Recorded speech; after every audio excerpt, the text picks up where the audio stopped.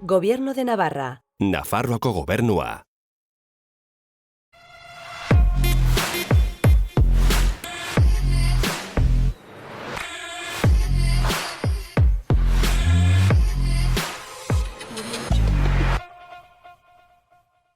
Gaur, Xoriñoak Kaloian taldeko Iñaki eta Eneko ditugu gurekin. Haien disko berriari buruz eta baita Nafarroako eszena musikalari buruz orokorrean arituko gara hizketan. Goazen ba, haiekin hitz egitera eta ea zertuten kontatzeko.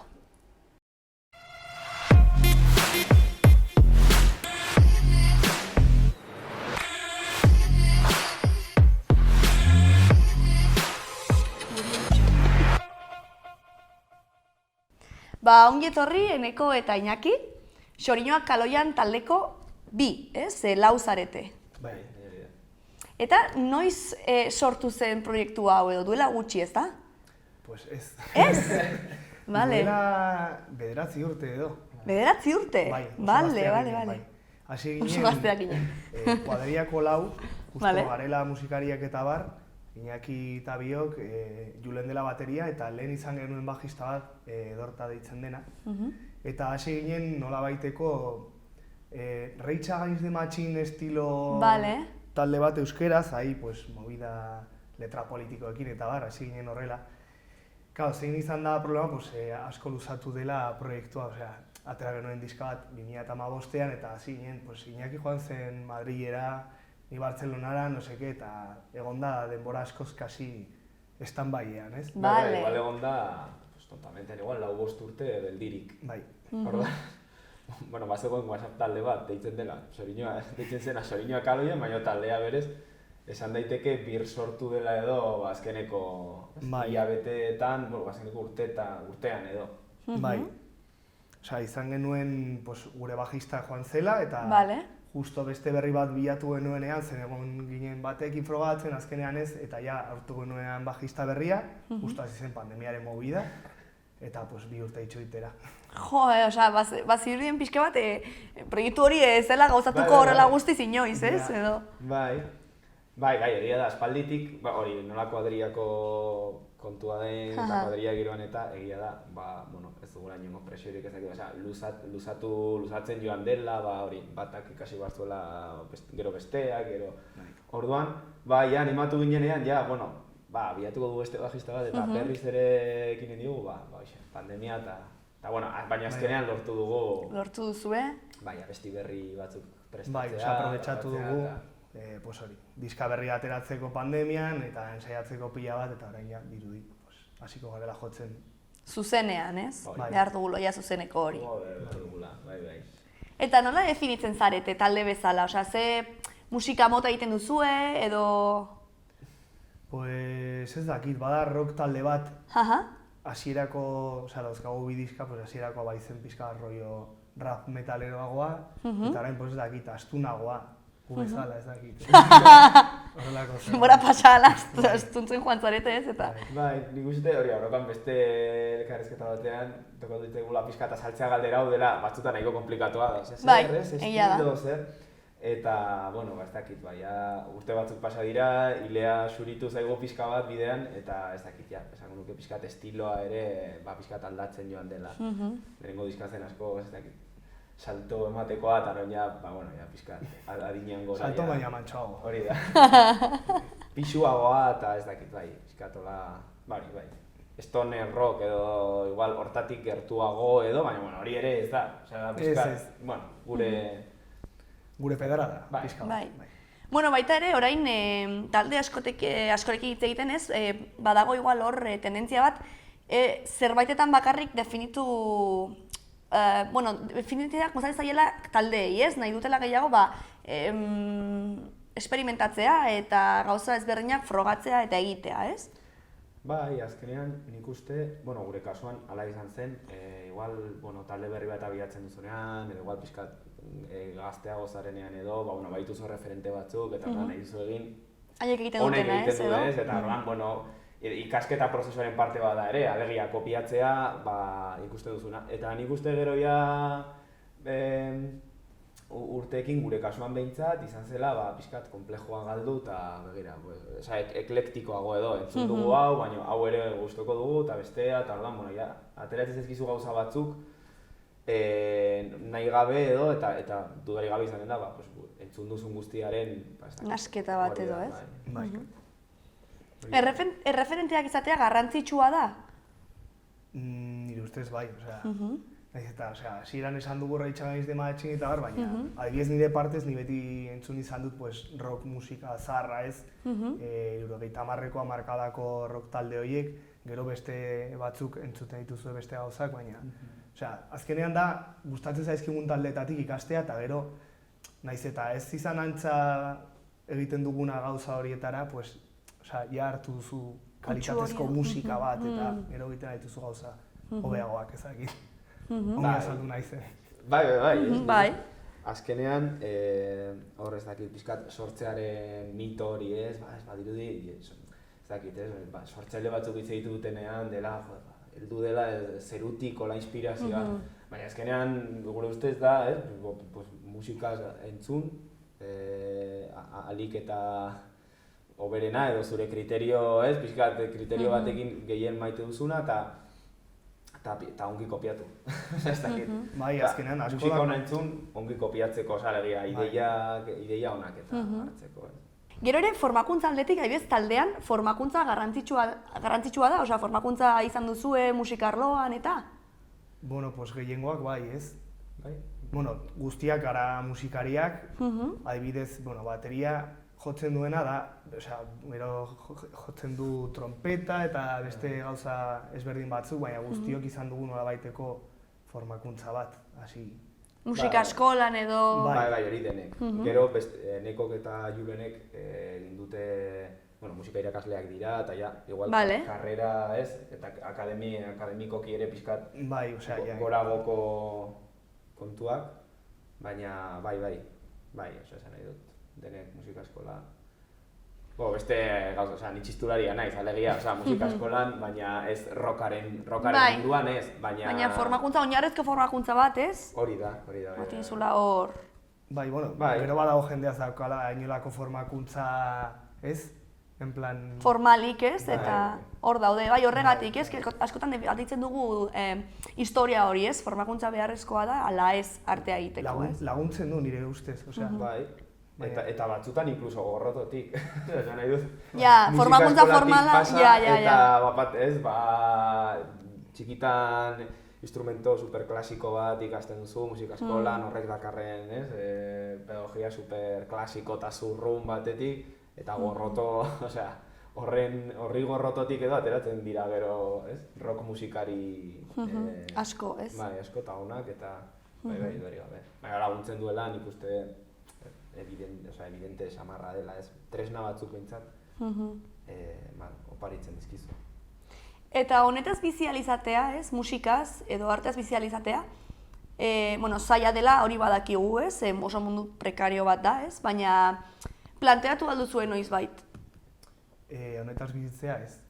Taldeare, nik bizitzen naiz musikaz klaseak emateko, klaseak emateaz, baina taldearekin ikuste dut nahiko imposible dela, Hombre, izan daiteke badaude taldeak ematen dutela hor pelotazo bat, ez? Eta batean jende guztia joaten dela egin kontzertuetara, eta dauzkate bisitak interneten, baina gure kasua ez da izan momentuz.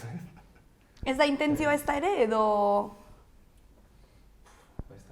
Ez duzue hor... Momentu honetan, hombre, intentzioa, osea... Intentzioa jotzea da, hori da. Eta, jo que se, gertatzen baldin bada, pues, hobeto ez, bizitzea jotzeaz. Hombre, gertatuko balitz. Osea, amets bat da, ez? Bale, utopia moduan edo ikusten duzue. Bai, baina, klaro, zaiena da, hori, kontzertuak eukitzea eta bai. Eta gero askotan, ez da hortaz bizitzea bakarrik, nik uste ere, badela ere, zeintzuk diren baldintzak eta alegia. Hortaz bizi arte, bitartean, baldintzei bueltatxo bat ere ematen zaizkiela toki askotan. Alegia oso, lehenengo fase horretan edo dela gogorrena, jo bar duzunean eta hasieran inork ez zaitu. Ez ezaguna zarenean, ez? Claro, hori da gogorrena, bat dizute bokata pare bat, eta garagardo pare bat, orduan eta- hori da, hor da, gastua da, sala, tresnak, orain grabazio bat egiten duzu, zure boltsikoz pagatzen duzu, eta hori da pixkat gogorrena esanen nuke. Pero aparteka horta, ja profesionalizazioa, pues, Eta nork jarri behar ditu limite horiek, ez? Artistak berak, nik ez dut hau egingo bokata baten truke, edo nola landu dezakegu kontzientzia kolektibo hori, ez? Ezin diozu eskaini hori bakarrik pertsona bati, holtza gainera igoko den bati. Baina, beti da arazoa, beti dagoela norbait bokata baten truke. Aha, bale. Bai, ez? Ba, a ber, egia da, alde bat dela kontzientzia. Nik uste musikari eta, a ber, orain botako naiz piztina batera, piztina handi batera. Sortzaile askok ere, igual langile ez dakit nola Bai, zen, bere bai. arriskutsua da artistaren diskursoa, ez, edo artistaren mitoa. Honi artista naiz, eta bedukau artistek ez dutela jaten. Eta hori da problemetako bat, hori alde batetik. Ez dela lanbidetzat edo hartzen, ez? Beste Bai, lanbide batzuk hartzen diren moduan, ez? Hori Ofizio da. bat, ez dela ofiziotzat hartzen, ez? Bai, eta parte batean bai, eta ez da sindikatzen, ez dira batzutan, ez, beharko genituzken gauza batzuk exigitzen, edo, bueno, hori ez da... Gure kasuan, justo lagun kuadrilla bat gara, eta, bueno, ez dakit, igual beste ikuspegi. Baina nik orain binerrean ebez, baudela talde gazte hola potente batzuk eta, nik uste bai ez dakit, exigitzen aldirela gauza batzuk. Beti dago baita ere, oreka hori ez, arteak askotan gehiengoari ematen digunez disfrute puntu hori edo ez, non jartzen duzu muga ez, edo esan dut duzuna, eske badago jendea egiten duela bakarrik plazerragatik, orduan ez dago puntu horretan pentsatzen ez, baina hori eragiten gaitu ez, gizarte moduan ze modutan pentsatzen dugun artea edo lanbide hori edo ez da lanbidea da, ez? Bai. Hombre, gero zaila da baloratzea baita, tipo bat, pertsona bat etortzen da gure kontzertu batera, eta ikusten du, 55 minuto, lau pertsona horrela egiten eszenatoki batean musika jotzen, ez? Baina ez da baloratzen zenbat ordu kostatzen den, ja individualki, instrumento bat jotzea, gero kolektiboki talde bat sonatzea, zakit, ez? Abestiak sortzea, bakarrik ikusten da nola parte oso txiki bat, ez? Eta gainera, erresa da norbaiti, etortzen da ikustera eta dice, pues no sé, a mí sin más, no me ha gustado, ¿no? Claro. Orduan zaila da, balorean jartzea lan guzti hori, ez? Eta nola jarri dezakegu balorean, nondik hasten da hori? Hizkuntzatik? Pues hemen telebistan. Nondik, bost beraz de galdera, zaila da. Zaila da, zeren gero ere badaude konsumo eredu batzuk eta oso zaila, globalak, alegia, ez dakit, guk, orain diska berri atera dugu, guazen igotzera Spotifyra, Spotify da, mundu mailako plataforma erraldoi bat, eta zu hor zara, ez dakit... Niurritxo bat, ez? Bai, niurri bat, edo gutxiago. Eta gero nola aldatzen diren gauza batzuk, egia da ere gure inguruan badirela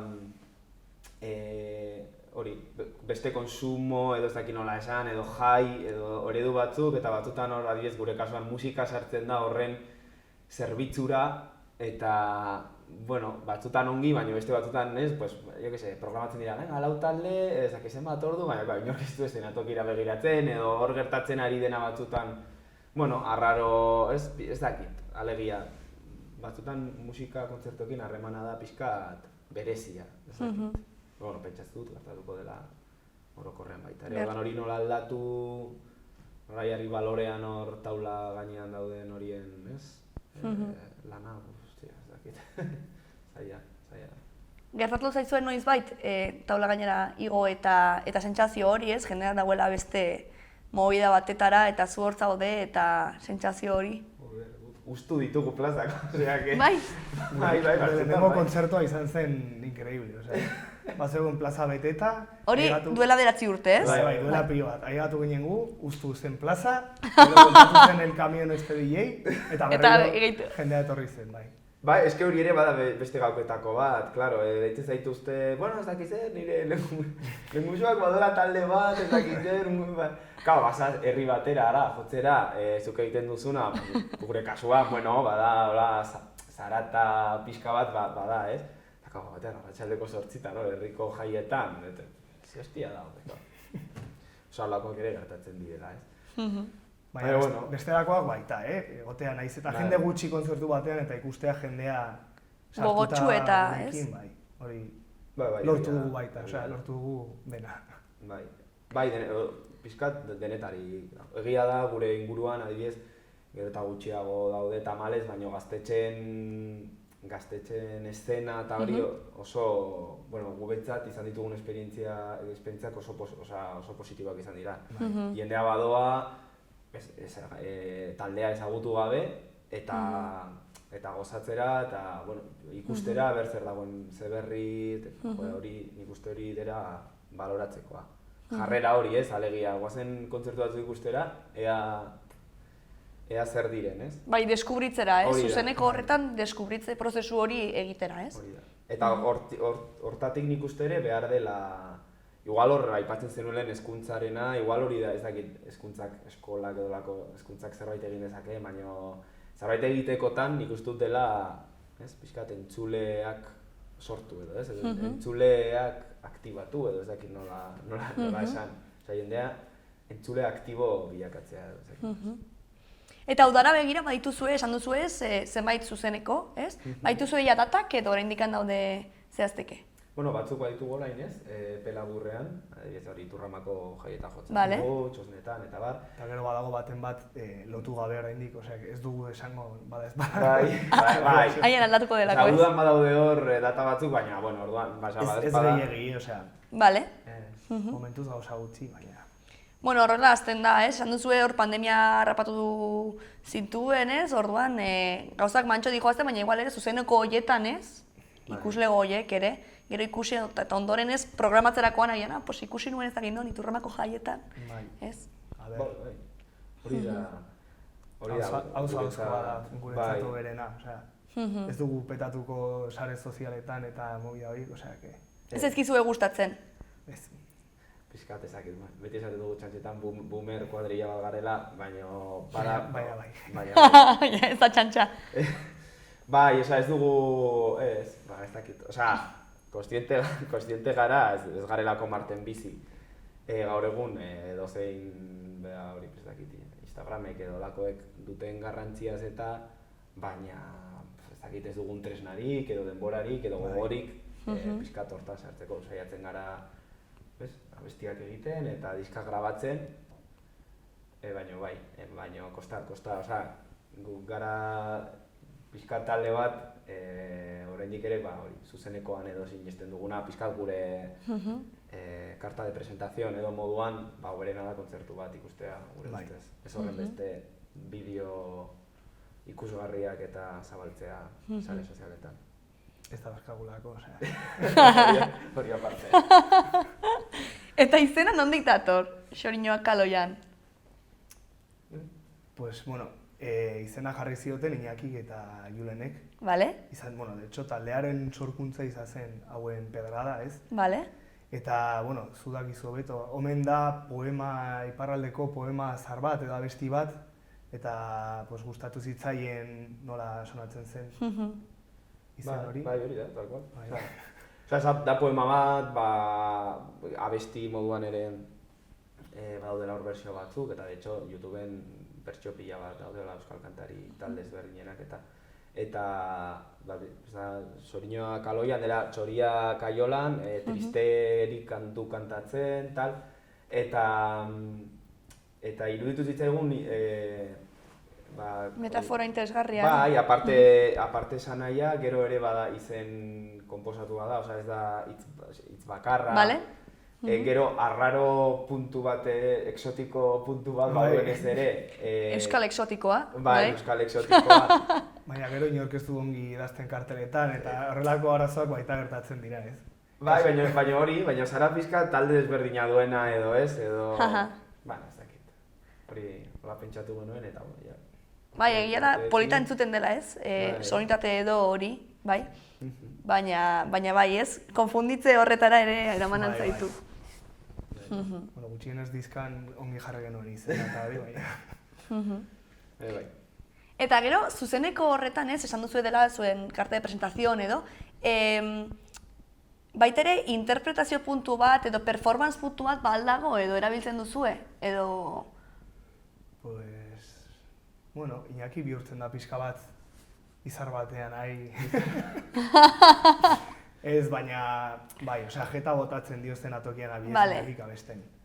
Ni abinez gelitzen naiz gehiago izkina batean konzentratuta. Bueno, bakoitzak badauka bere aktuatzeko modua kontzertuetan, baina nik uste dela ateratzen zaiguna pixka bat modu natural batean. Izaerarekin bat egiten duena agian edo...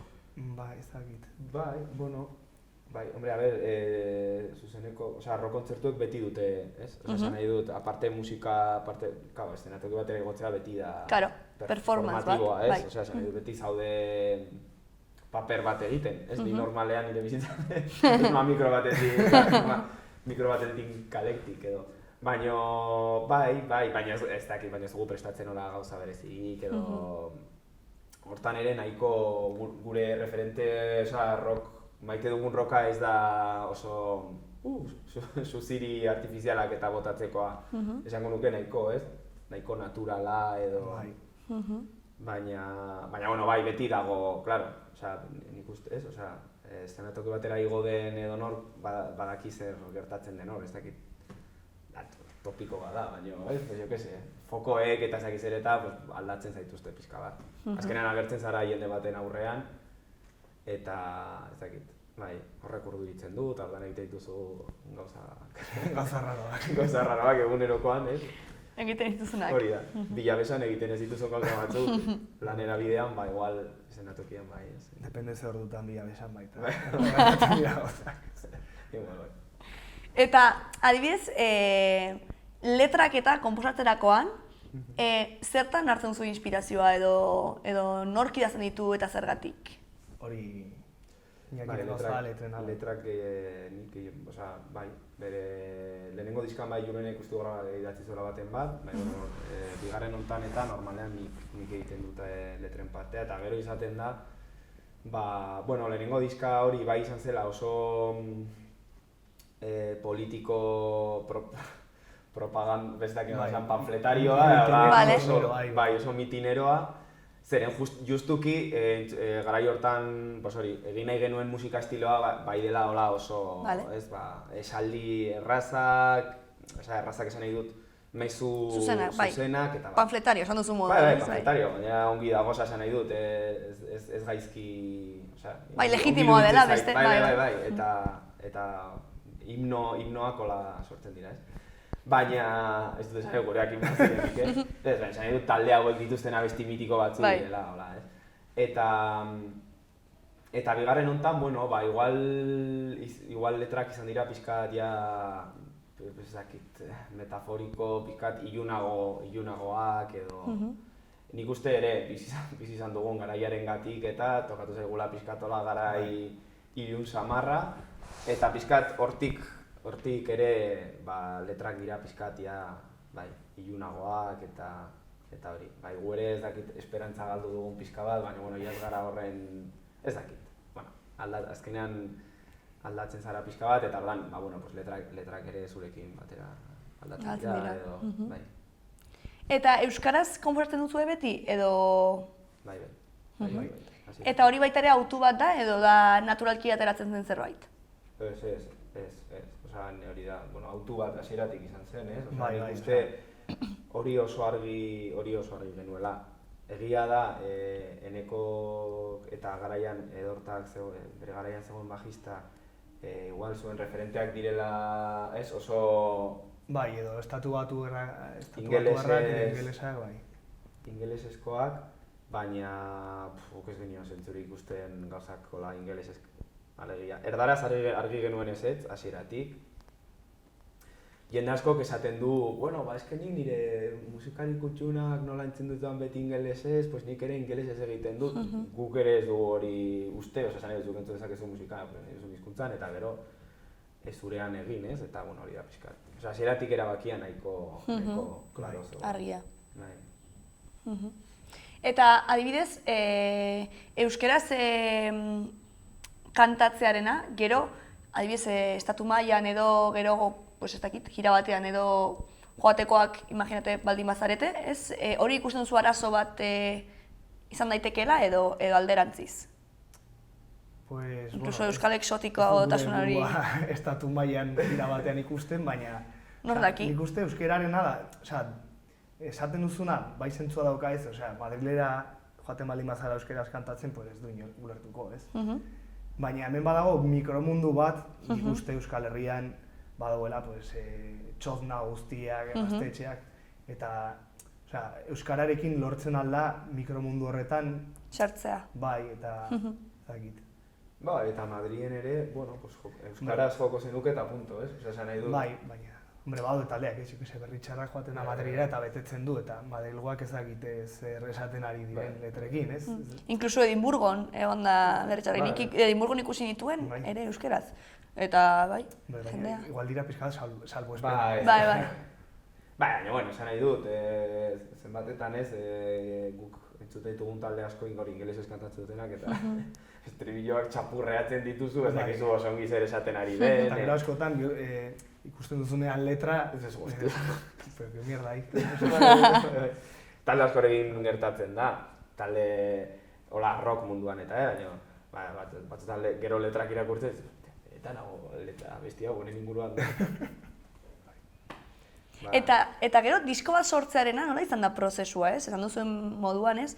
Justo pandemia, gero, imaginatzen dut diskoa izan zela gero, ez? Bueno, beti hasten gara musikarekin, ez? Osea, pues yo que sé, okurritu zait riff bat gitarrarekin, horrela ideiak nahazten eta hasten gara egiten nolako puzzle bat abesti bat bezala, eta gero pues, lantzen ditugu melodia batzuk abotxarako, ez? Bueno, gero gertatzen da askotan, ja dirudi zerbait ongi dagoela eta ematen diozu beste buelta bat, eta beste buelta bat, osea, liatzen da askotan, baina, bueno. Eta beste batzutan baita egiten duzu abesti bat 10 minututan eta ongi geratzen da. Funtzionatzen du. Eta azkeneko gauzaia izaten da letra, ez? Bai. Bai, azkeneko gauza letra egiten duzue. Bai, gure kasuan, bai. Beste indi batek alrebez egiten du, baina gure kasuan bai dela beti musika lehenengo eta gero letra hor kajatu. Bai, eta gero grabatzerakoan, kasu honetan egin genuena izan zen lehenengo grabatu genituen demo batzuk edo pixkat gure etxean eta gaur egun grabatu daiteke hola ordenagailuarekin eta erdi duin. Eta gero gurekin soinu teknikaria dena, Raul, Raulekin egin genuen denak normalean, grabatzeko badira modu ezberdinak, baina ohikoena izaten da pistaka, instrumentoka grabatzea, baina guk beti grabatu hasieratik bi diska grabatu ditugu denek elkarrekin. Batera, bale. Eta orduan, hoxe, guk badugu entsaio sala hemen izan, eta hor ondoan beste batzuk daute sala handi bat, eta utzi ziguten, mila esker. Eta horre egin genuena izan zen, abestiak eman, 3-4 aldiz abesti bakoitza edo, pixkat... Bai, egiten da basea, gitarra, bajoa eta bateria batera grabatzen dugu, eta gero, jo que se, doblatu behar da, gitarra bat, gero ja gauzak aparte, baina... Basea... Hori da, entzuten dena elkarrekin. Eta orduan, gure ustez, pixkat arriskatua da, zeren... huts bat dagoenean, egin behar da dena... Eta guztiz ere beti daude... Bai. Akatxikiak, ez? Baina gure ustez horrek ematen dio beste rollo bat. Lortzen da enpaste bat eta naturaltasun bat jotzerakoan ikuste ez dena lortzen jotzen bali maduzu klaketa batekin pista batzu bakarrik ez egita ez. Batzen bali maduzu besteekin ikusten zara. Eta hori bilatzen zenuten, ez? Bai. Gustatu zaigu horrela jotzea, grabatzea beti. Lehenengo diska grabatu genuen hola, hori, hola sortu zelako edo, bueno, azteko dirurik ez genuelako, eta hori da azkarrena gure kasuan, eta merkeena beraz. Baina ja bigarren hontarako, genuela ja, gure teknikaria genuela, eta beste modu baten egin izan genuela, erabaki genuen pixka... Berdina egitea edo. Bai, eta bilatzea pixkat hori, soinu natural edo zakin nola esan edo, bueno, pixkat, eta aldea elkarrekin dagoela, hori somatzen da. Eta ekarri duzu ez, guretzat, diska, hemen gurekin usteko. Bai, batzuk ekarri. 3, Gure platoa hemen hornitzeko jarri nahi duzuen tokian. Eta lehor joango gara. Tapatu duzu beste norbait. Ja, zaila da hemen. Zaila da, bai. Ez tapatzea, baina... Baina jarri aldezakezu alboan, ze hor dago pleurarena ikusten da, zatitxoa. Eta hor. Eta diseinua nork egin du? Interesgarria baita ere. Gure lagun batzuk. Bai, Mikel Tristanek egin du. Mikel Tristanek, beste talde batzuekin ere lan egiten du, ibilbedirekin, eta eta bai, laguna da aspalditik eta ibiltzen daulako gaietan, eta berari eskatu genuen. Ez da bakarrik, diska atera dugu, kartoian, ja... Ez que ez dinen ez hainbeste saltzen, hainbeste edo ez dira kasi saltzen diska. Hori da. Gaur egun ez? Formato ekonomikoa, atera genuen. Oso ondo. Ekologikoa igual sanatzen du, baina... Bai, biak ez, azkenean. Ez, baina bai, hola. Eta gero egia da, berak egin zizkigula beste diseinu batzu, YouTubeen dauden bideoetarako, eta pixkat iruditegia edo... Hori da ez? Berak pentsatu zuela, bai, ez da diska bat diseinatzea, gero karteletarako, eta hoxe. Eta pixkat hori, hor agertzen den marrazkia da diskaren izenburuari ere, pixkat. Erreferentzia egiten dira? Bai, hor badago historia luze bat, baina bai, da pixkat... Kontatu daitekena edo? Bai. Eguzkia irekitzen da dela diskaren izenburua eta kantuetako bat. Da, Hemingwayren novela bat, pixkat Iruñean kokatzen dena zazpietan, hori da, The Sun and Sunrise, ingelesez, eguzkia irekitzen da, euskarara ekarria. Eta guk hartu genuen pixkat izenburu hori, zeren novela hori da pixkat, oso Hemingwayren estiloan da gau pasa bat, da mozkorraldi kontinuo bat, eta gure kasuan zen, eta novela hori da, mozkorraldi bat Iruñean, ez? Eta gure kasuan zen hori, baina, Hemingwayaren igual dira epikoagoak, eta gurean, eskenaldia mozkorraldiak dira, ez? Edo pixka pandemia garaian zen, que mierda zeiten dugu hemen, beti berdi, da, asko ilunagoa, ez? Asko mozkorraldi ilunagoak. Eta besterik gabe, eta marrazkia da novela horren lehenengo edizioaren portada. Beitu?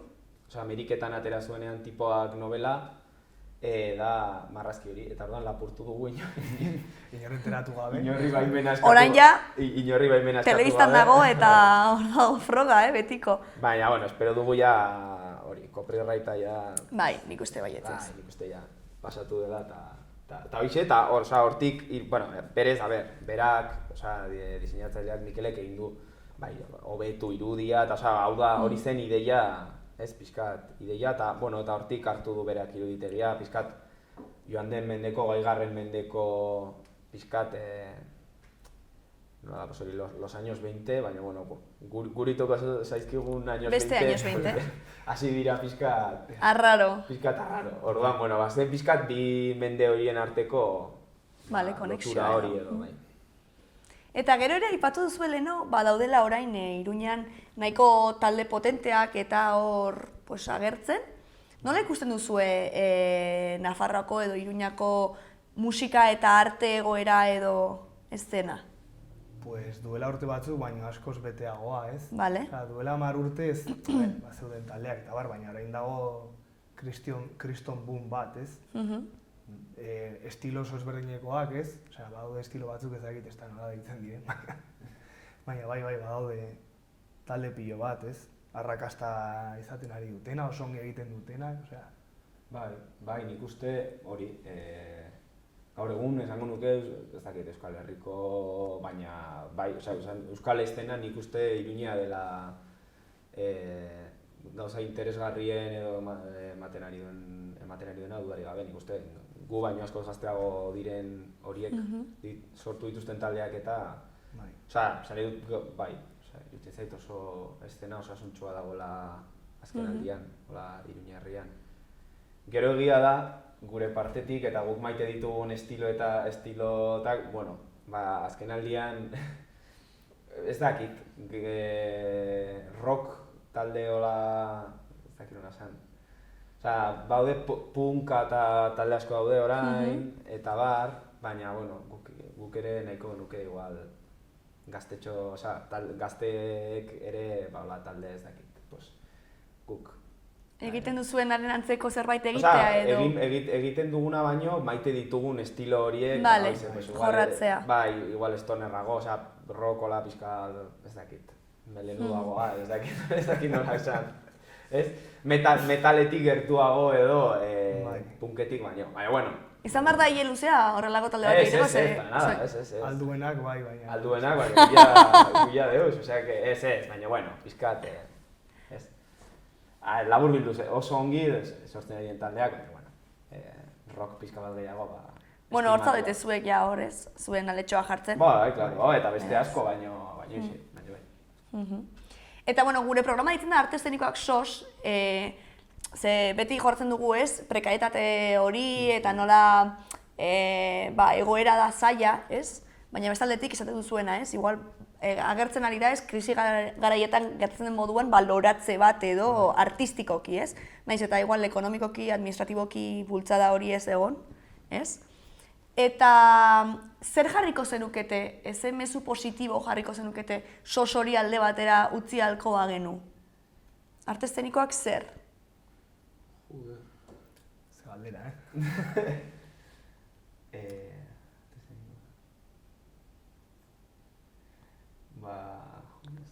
Nera gaur bi burmuin zaudete hor pentsatzen, osea, baina bion artean egiten dugu bat. Bueno, txantoreko jaiak izan dira, ez, baita ere. Bai, ez dakit. Osa, esan nahi dut. Zuk aipatu duzuna, ez? Igual krisialdi... Ez dakit krisialdietik ere noizbait aterako den arte eszenikoen mundua. Alegia, orain bizi gara krisialdi orokorrago batean, baina esanen nuke...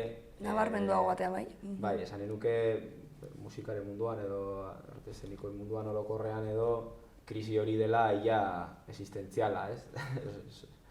Orduan, bueno, ez dakit,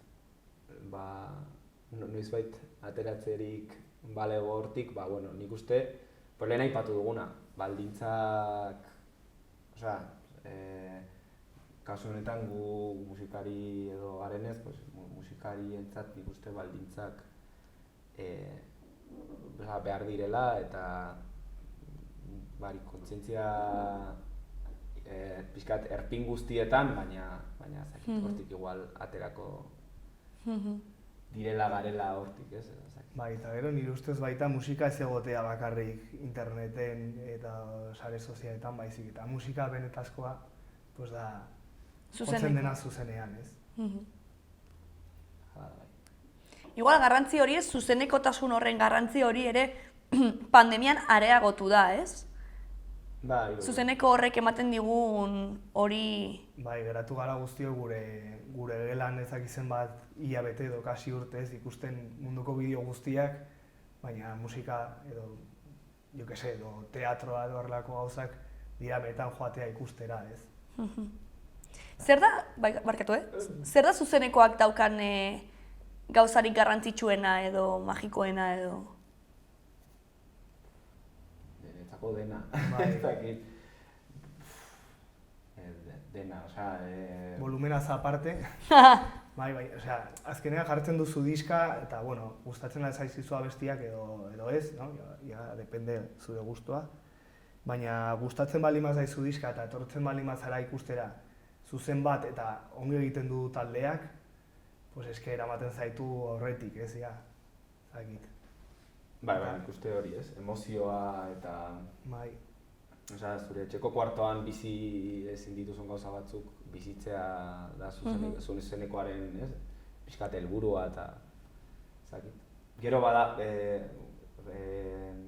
zuzeneko kontzertuetan eta antzokietan, eta ez? Bada gauza bat, hola nahiko magikoa dena da pixkat modu baten ere denbora gelditzen dela, ez? Alegia, kontzertu batean zaude eta zaude kontzertu batean, osea, disfrutatzen, hombre, igual egonen da jendea kontzertu baten eta erosketaren zerrendan pentsatzen, baina normalean kontzertu batera bazoaz eta zaude, bueno, ordu ez? Konektatuta ez, momentu horretan, edo meditazio edo... Naiz eta jendeak ateratzen den mugikorra eta hori ere, ez? Osea, egoten da askotan mugikorretik pendienteago, baina normalean, ez, jendea badoa antzokira edo kontzertu batera, ez, pixkat, hori gozatzera eta pixkat hori olatuak eraman zaitzala, pixkat. Bai, gainontzeko munduarekin deskonektatzera eta ez momentu horrekin konektatzera edo, ez? Eta horren atzetik gabiltza, ez? Ja, pandemia pasatu da eta hori igual gehiago baloratu beharko genuke, ez? Ze askotan ez gara kontziente horrek ematen digunaz, ez? Eta geratzen da esan duzuna, ez? Beti badirudetela jarraitu behar dutela beti krisi puntu horretan eta dela ja intrinsikoa edo ja ez haien esentzia, baina ez? Balore hori, ez? Lortu beharko genuke igual, ez? Hori aldatzeko. Bai, etorriko da, ez gara hemen negatiboenak izanen ere. Musika eskoletan edo, ez? Baita ere. Zu irakaslea zarela, beste modu batez planteatuko balitz hezkuntza igual, ez? Edo... Bueno, eske musika eskoletan askotan gertatzen dena da aurrak joaten direla gurasoak apuntatzen dietelako zerbait egiteko arratsaldean, no? Orduan, pena bat zen aurra askok hartzen diote mania musikari zeren ez dutean egon nahi.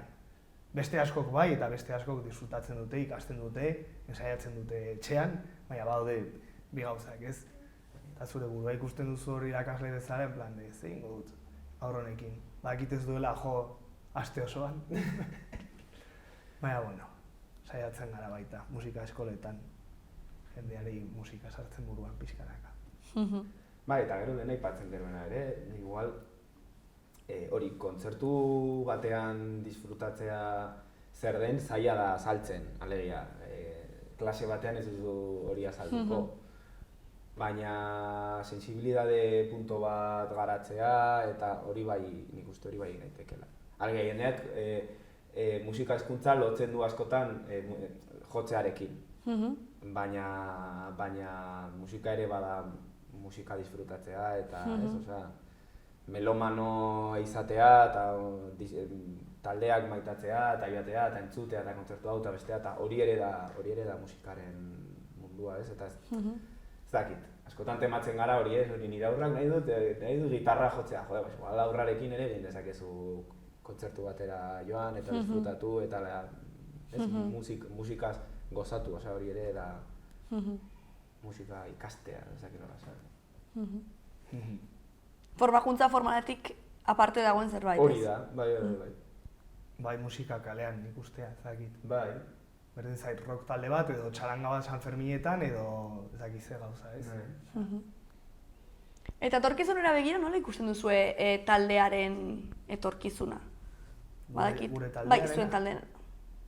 Pues nik uste orain etortzen zaigula denboraldi on bat, ez? Espero dezagun, osea, tokatu zaigu justo aparte hori utzi genuela kasi banda aldez gure movida pertsonaengatik, pues ja bukatu da pandemia, nik uste orain nahiko indartsu gaudela banda bezala jotzeko zuzenetan eta bar, eta espero dezagun pues kontzertuak ateratzea, jotzea eta jo que pues agian hemendik denbora batera beste diska bat ateratzea, bueno, hori ikusiko da. Baina momentuz zuzenekoak egitea. Eta gozatzea. Gure ametsa, baietz. Bai, hori da, tal cual. Ba, oso ondo. Ba, utzi du aurreko artistak, hemen galdera bat zuendako, norekin gustatuko litzaizueke formatzea. Zein duen formakuntzari buruz, eta bueno, hor dago galdera, erreferentei buruz, eta ezakit, baldin baduzue norbait buruan, edo okurritzen zaizuen. Talde baterako zaila da, baina... Edo pertsonalki? Pertsonalki, jode, pues ez dakit. Masterclass bat, Soriñoak Kaloian masterclass bat izan alko balu. Non eta norekin? A ver... Pues ez dakit, con Hendrix. yo Jimi que sé. Hendrix. Adibidez, Hendrix, bai. Joder, Hendrixekin elkarri formakuntza luze bat, ni tan mal. Bueno, ni Divertigarria bai- seguro. Ni banaiz bera baino zaharragoa, osea, hil zen ni baino gazteago, osea, que, Ja. Bai? bai. Ze dramatiko, Ja. Ez dakit norentzak Bai, ba nik ez dakit, hombre, Jimi Hendrix edo olako talde mitikoren batekin dudari gabe. Eta gero ez dakit, gero niri ere gustatuko litzake, osea, formakuntzaren ikuspegitik edo, ba, pixkat estena, bueno, gure kasuan rockaren estenan historian egon dira foko batzuk, ez? Ez dakit, pues, Londresen, ez dakit zer, gero Seattleen edo zonalde hortan, ez? Beste movida batzuk, ez? Pues pizkat saltza horietan ibili den jendea eta, osea, hori bizi izan dutenak, ba pizkat hori nola, ez dakit, Bai, nola izan zen modu. nola sortzen den batean hiri edo eskualde batean, talde, osea, baino gehiago mugimendu ez dakit, Baten barruan sozialetik edo. edo hori da, nola bizitzen da batean, ez? Hiri batean, talde desberdinak sortzen direla, eta hor sortzen da nola giro arraro bat, ez? Normalean urte gutxi irauten duena gainera. Iruñan gertatzen ari da, mini... Ez dakit, igual horregatik da, baina pizkat hori Iruñera ekartzeko. Nola bere ganatu edo. Hori da, hortik ikasteko, pizkat hemengoa potenteago egiteko, nolako zerbait. Eta norekin, ez dakit, hola pizkat, hor saltxan ibilitako norbaitekin, segurazki. Hori bizi izan duen norbaitekin. Hori da. Ba, orain da zuen txanda, galdera idazteko. Joder. Hau borratu, eta hor daukazue klariona eta borratzekoa. Gainekin. Zure letra. A ver, eski letra da, bueno, osea, idatziko maiz. Bueno, horregatik, lasai. Zer izan daiteke galdera, a ver. Pues ez dakit.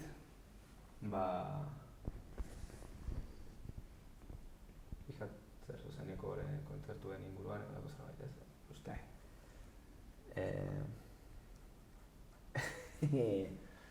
Ez dakit, izan behar da galdera forman, ez? Bai. Nada, pues... aukera ezazu.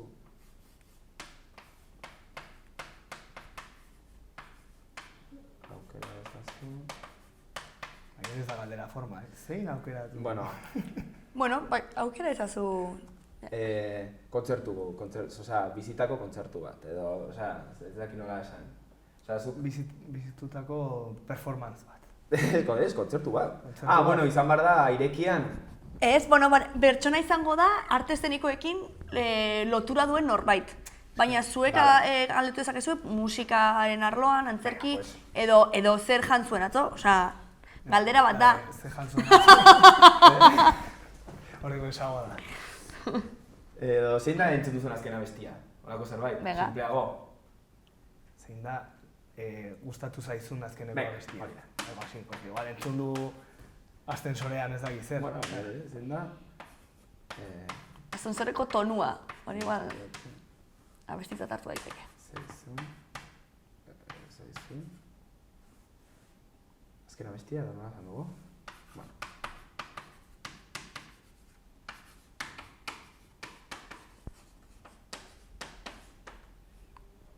Venga, zein da gustatu. Primeran, bai.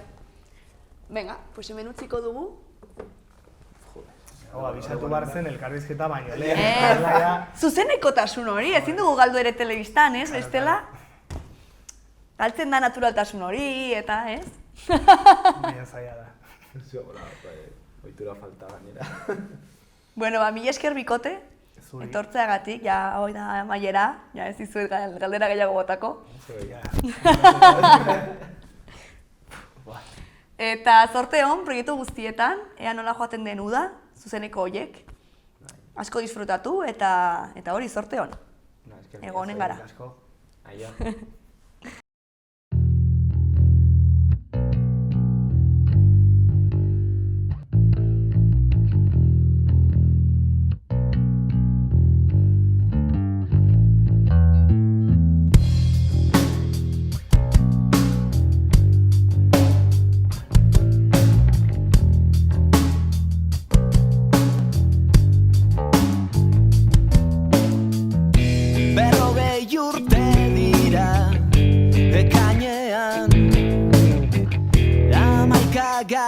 zen arratsaldean,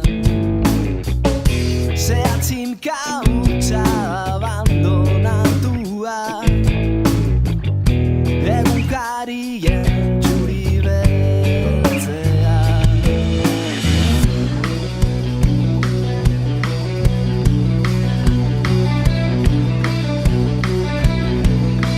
Gorde dira itzalak, ekaitzaren magalean, estoldetan eraikitako koloniozko kuarteletan. Non duzue, galdetzen dute, non duzue, karatxoriek, non duzue, gargaetzean, non duzue.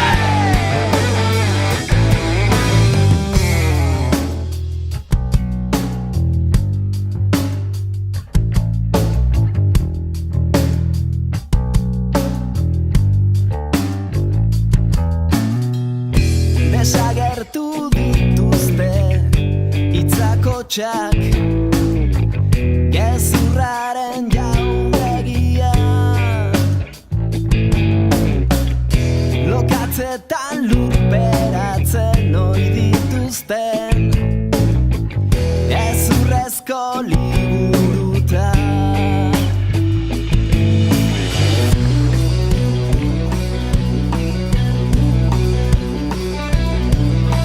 Ezantzi beraz, Nafarraren abizena, litekena ez baitu inoiz lortu.